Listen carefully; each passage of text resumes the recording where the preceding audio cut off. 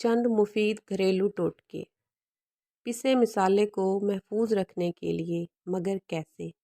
پسے مسالہ جات کو زیادہ عرصہ تک صحیح رکھنے کے لیے اس میں ہینگ کا ٹکڑا رکھ دینے سے مسالے زیادہ عرصے تک کارآمد رہتے ہیں۔ عام برتن کو نان سٹک بنائیں، مگر کیسے؟ کسی عام برتن کو نان سٹک بنانے کے لیے اس میں تھوڑا نمک ڈال کر 2 منٹ گرم کر کے نمک جاڑ دیں، برتن نان سٹک ہو جائے گا۔ ناریل کا تیل جمنے سے محفوظ، مگر کیسے؟ اکثر ناریل کا تیل سردی کی وجہ سے جم جاتا ہے، جو پریشانی کا باعث بنتا ہے اور فوری استعمال میں نہیں آتا۔ اگر ناریل کے تیل میں 8 سے 10 قطرے کیسٹر آئل کے قطرے ملا دیے جائیں تو تیل نہیں جمے گا۔ سردیوں میں دہی جمانا، مگر کیسے؟ گرم دودھ میں دہی کا جاگ لگاتے وقت 2 عدد ہری مرچیں درمیان میں لمبائی کے رخ کاٹ کر دودھ میں شامل کر دیں۔ دودھ والے برتن کو گرم کپڑے میں لپیٹ کر 6-7 گھنٹے کے لیے رکھ دیں۔ دہی گاڑھا اور میٹھا جمے گا۔ دہی استعمال کرنے سے پہلے ہری مرچیں نکال دیں۔ جلی دیگچی کو چمکانا، مگر کیسے؟ دیگچیاں جل کر گرم یا بالکل سیاہ ہو جائیں تو چولہے کی تیز آنچ پر چلائیں اور متاثرہ دیگچی اوندھی کر کے چولہے پر چند منٹ کے لیے رکھ دیں، پھر اتار کر مانج لیں، دیگچی چمک اٹھے گی۔ کشمش کو دیر تک محفوظ کریں، مگر کیسے؟ کیک یا پیسٹری وغیرہ جو گھر میں بنائے جاتے ہیں، ان میں کشمش ڈالی جاتی ہے اور وہ اکثر نیچے بیٹھ جاتی ہے، اس لیے جب کیک میں کشمش ڈالی جائے تو گری بادام، پستہ وغیرہ کو خشک میدا میں الٹ پلٹ کر کے کیک کے مکسچر میں ڈال دیں تو کشمش اپنی جگہ بے فری رہے گی اور نیچے نہیں بیٹھے گی۔ ٹماٹر کا چھلکا اتارنا، مگر کیسے؟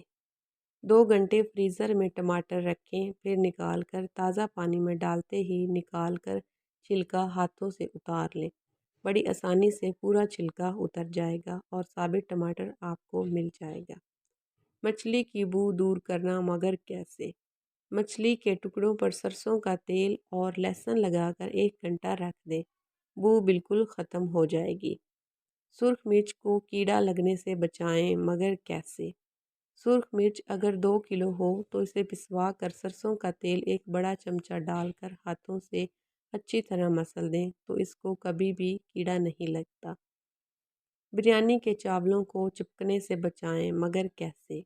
بریانی کے چاول ابالنے سے پہلے پانی میں 2 یا 3 چھوٹے چھوٹے ثابت پیاز ڈال دیں اور تھوڑا سا لیموں کا رس نچوڑ دیں، اس میں چاول کبھی بھی نہیں چپکے گا، ہمیشہ الگ رہے گا، اور تہہ بچھاتے ہوئے ان پیازوں کو نکال دیں۔ کریم گاڑھی کرنا، مگر کیسے؟ کریم گاڑھی کرنے کے لیے پھینٹتے وقت ہر 1 پاؤ کریم میں 1 چائے کا چمچہ سادہ جلاٹین ملا لیں۔ جلاٹین فاضل دودھ چوس کر کریم کو جلد گاڑھا ہونے سے مدد ملے گی۔ چینی کو چیونٹی سے بچائیں، مگر کیسے؟ چینی کے ڈبے میں اگر 3-4 لونگ ڈال دیے جائیں تو چیونٹیاں چینی کے بالکل قریب نہیں آئیں گی۔ کھٹی دہی کا استعمال، مگر کیسے؟ دہی اگر بہت کھٹا ہو تو اسے ضائع کرنے کے بجائے اس میں چاندی کے زیور بھگو دیں اور پھر تھوڑی دیر کے بعد دھو لیں، اس طرح زیور بالکل چمک جائیں گے۔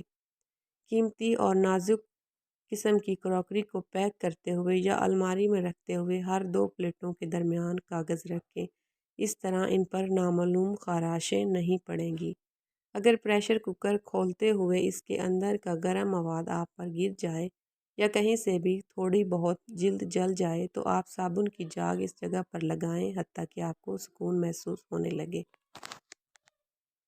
مٹروں کو ابالنے کے بعد فوراً ٹھنڈا پانی اگر ان پر ڈال دیا جائے تو ان کی سبز رنگت بہت خوشنما رہتی ہے۔ اگر بچے کے کینوس کے جوتے بہت بد رنگ ہو چکے ہیں تو آپ ایک کپڑے پر پینٹ کرنے والے رنگ سے جوتے پر دلکش نقش و نگار بنا دیں، وہی جوتا بچہ شوق سے پہننے لگے گا۔ اگر ڈاک کے ٹکٹ کسی جگہ پڑے پڑے آپس میں چپک گئے ہیں تو ان کو علیحدہ کرنے کے لیے فریج میں رکھ دیں، کچھ دیر بعد آسانی سے علیحدہ ہو جائیں گے اور ان کی گوند بھی قابل استعمال رہے گی۔ سلاد کے پتوں کو دھو کر ان کی ڈنڈیاں ایسے پانی بھرے پیالے میں رکھیں جس میں چند برف کی ڈالیاں اور لیموں کے رس کے چند قطرے ملائے ہوں، اس طرح سلاد یا سبز پتوں والی سبزیاں تر و تازہ رہیں گی۔ بینز کو ابالتے ہوئے اگر چٹکی بھر میٹھا سوڈا ڈال دیا جائے تو ان کی سبز رنگت برقرار رہتی ہے۔ چائے کی پتی بیکار ہو جائے تو اسے وارنش والے فرنیچر پر رگڑیں اور اس سے فرنیچر کی چمک بڑھ جائے گی۔